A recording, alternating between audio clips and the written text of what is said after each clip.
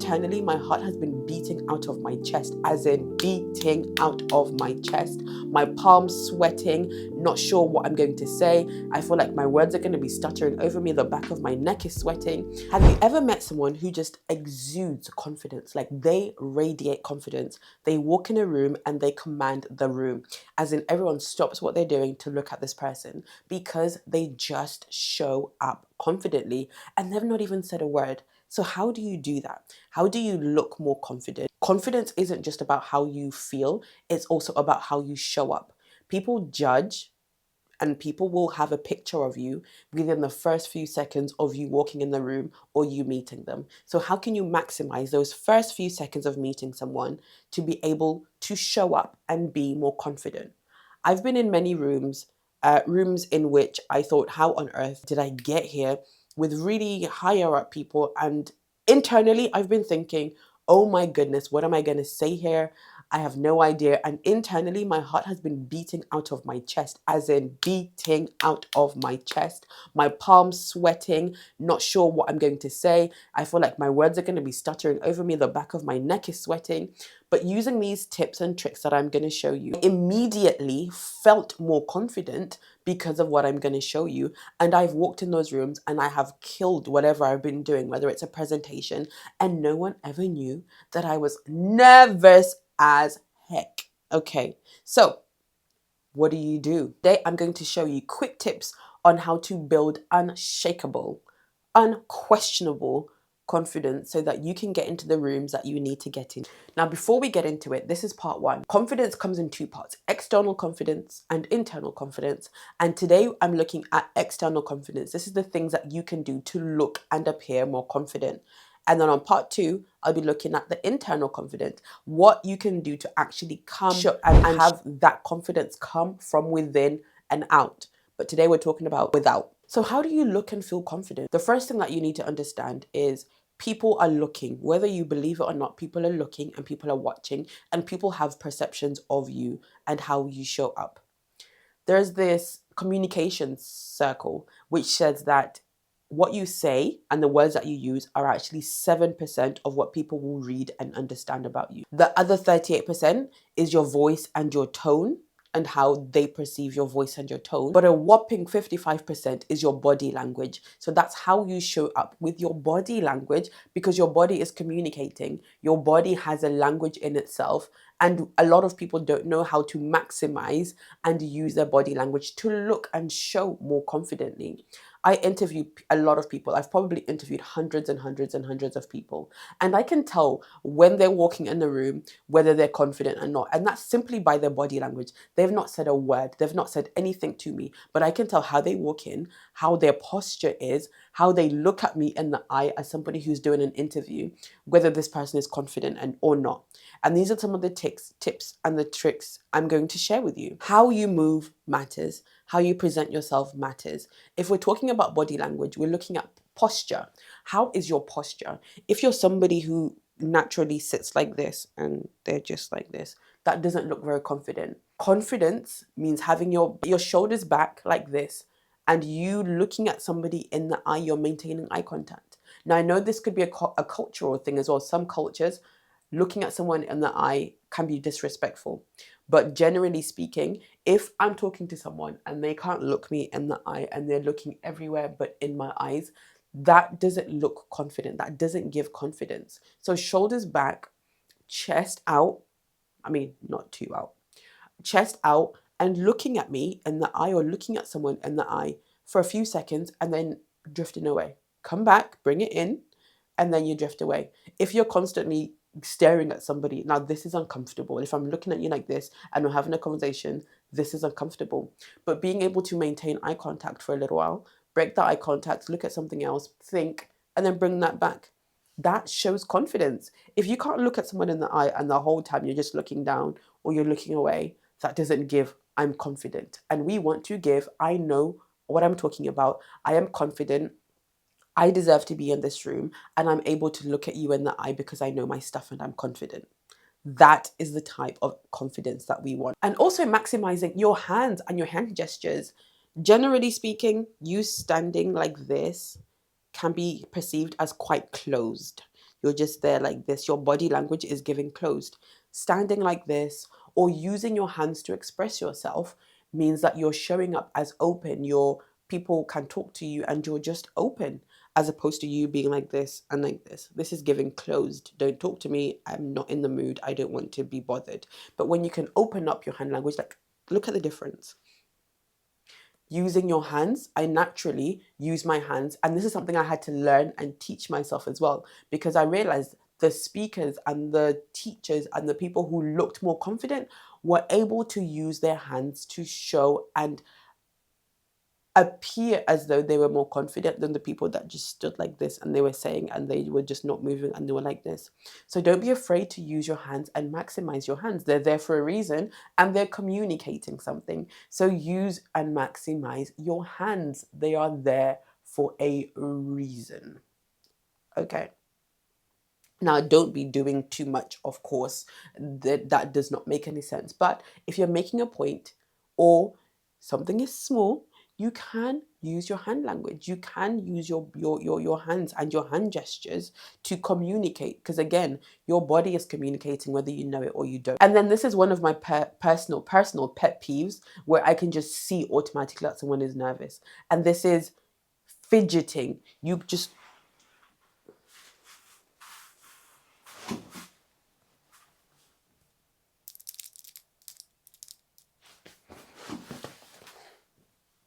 that doesn't give confidence. You're fidgeting, like you look nervous, you look shifty, you look like you just stole something because you're just like, do you need the toilet? What is it? Being able to just sit still and not fidget and not do too much communicate something. You fidgeting or having to like do something or like tossing your phone up and down, stop it. You don't need to be doing all of that. And I know one person, I think about one person in particular, and I know she's nervous in meetings or she's nervous when she's like doing this to her hair. And I know like all the pressure's on because she's fidgeting her hair. Avoid doing that, because now people can see that you're nervous and they can see what's going on within your personal and in body language. Like, I know as soon as she starts fidgeting her hair, oh, she's nervous and maybe I should help her or step in. Stop fidgeting. So outside of body language, your voice has an impact. Your voice can snitch on you whether you're confident or you're not confident. And one of the biggest ways I can tell, or people can tell, that this person is not confident is by the speed of how you use your words. Now, I've been there. I've been in rooms where I've been so nervous. My heart is beating. There is so much going on that I just start to speed up my tone. I'm speaking really fast because I don't want people to look at me and I want the attention to go away. So I really start to speed up my voice, and then I really want to speed up because, oh my gosh, people are looking at me and I just want to stop talking. I just want to go hide. So I speed up my voice and slow down. Slow down. You can slow down your tone and your pace, and automatically that looks and sounds more confident than you speed talking.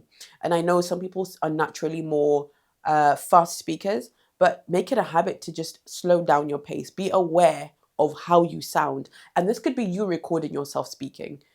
Record yourself speaking. How do you sound? Are you fast? Do you sound like you're nervous or someone is chasing you? No one is chasing you. Slow down. And one thing that I do, and I still do to this day, if I know I'm really nervous, I focus on my breathing before I have to present or before I have to stand up and speak. I will be in my body. And what I mean by this is I will really practice breathing. Like, I will slow down my breathing because there's lots of stuff going on in here. And I will just breathe in, breathe out, breathe in, breathe out,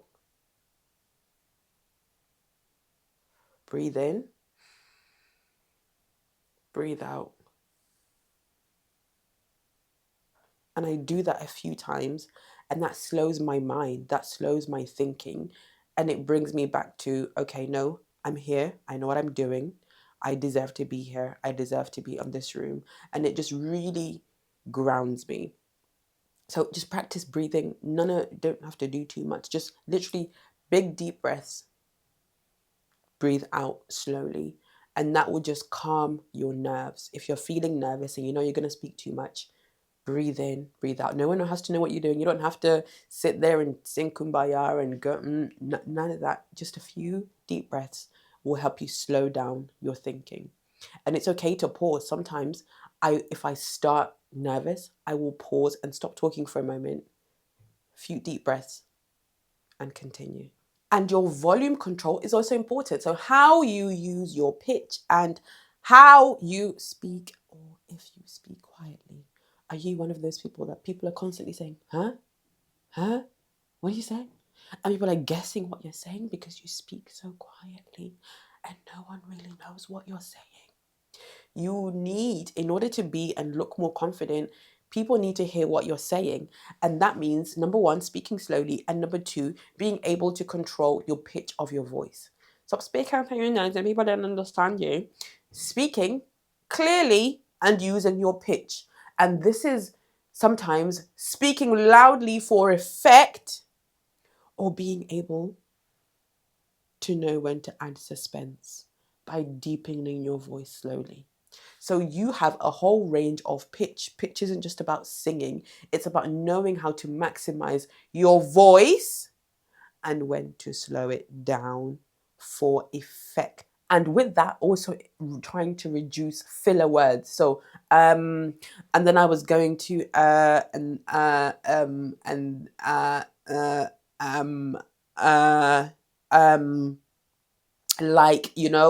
then, like, I was gonna do the thing, like, yeah, and then, but because, like, I don't know, like, I don't like that doesn't necessarily give off confidence. So where you can, try and cut out the ums, the ahs, the likes, and this does take practice, and you can stop doing this. The more you practice, just start recording yourself as you're speaking and recognize when you're doing ums and ahs and being intentional about what you're saying, how you're saying, and the filler words. You don't need them, and there is a way that you can cut them out. The more you practice speaking, the more you're aware of it, the more you will stop the ums, ahs, likes, And then let's talk about the psychology of looking confident. Have you ever had a new outfit or you smelt really good? There is something about looking good and smelling good that helps you feel more confident. So simple things like wearing the clothes that fit you and your body type, that suit you and your body shape, clothes that are clean, that smell good. Because when you smell good, you are on confidence 100. Simple things, how you present yourself, dressing for the occasion. If you're going for an interview, knowing that you need to look a particular way. There is nothing more confidence deflating than being underdressed to an event, and sometimes being overdressed. So know where you're going and the type of clothes that you need to wear for the event. Is it a formal event? Is it a casual? And dress for the occasion. That will make you feel and look more confident. If you're surrounded by people wearing suits and you're wearing joggers, chances are you're looking like, what am I doing here? So dressing for the occasion is a massive one. And don't be afraid to put your personality in the things that you wear. You don't have to be bland and boring. Bring your personality in it. And that's the final point, is be yourself. There are lots of people that I speak to and that I see who people can smell when you're not being authentic and you're not being genuine and you're trying to be this confident person. Just be yourself. Bring your personality out. Show your personality, regardless of where you're going or who you're meeting. Be yourself. People will relate to you more if you're being yourself and being genuine and you're being authentically you. So be yourself. Show parts of your personality. Share some of the jokes that you would. Talk about yourself more. You're not a brick wall. So don't be afraid to share the things that you like doing and sharing it with other people. That will automatically help you feel more confident. So just to wrap up, these are all the things or some of the things that you can do to help you feel and look more confident. Your posture, your tone, what you say, how you say it, what you're wearing, all of those things will help you look and feel more confident. However, I will say, there is a looking and feeling confident, but then there's also being confident. We've spoken about the external, how you can look externally confident.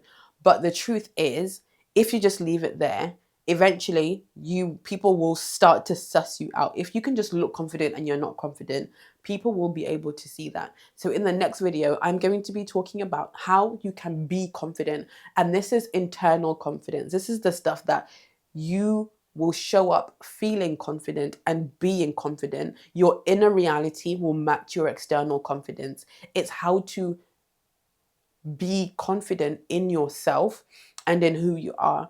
And this is like the more genuine type of confidence because it's in you, it's who you are. You're not putting it on, you're not pretending to be anyone else.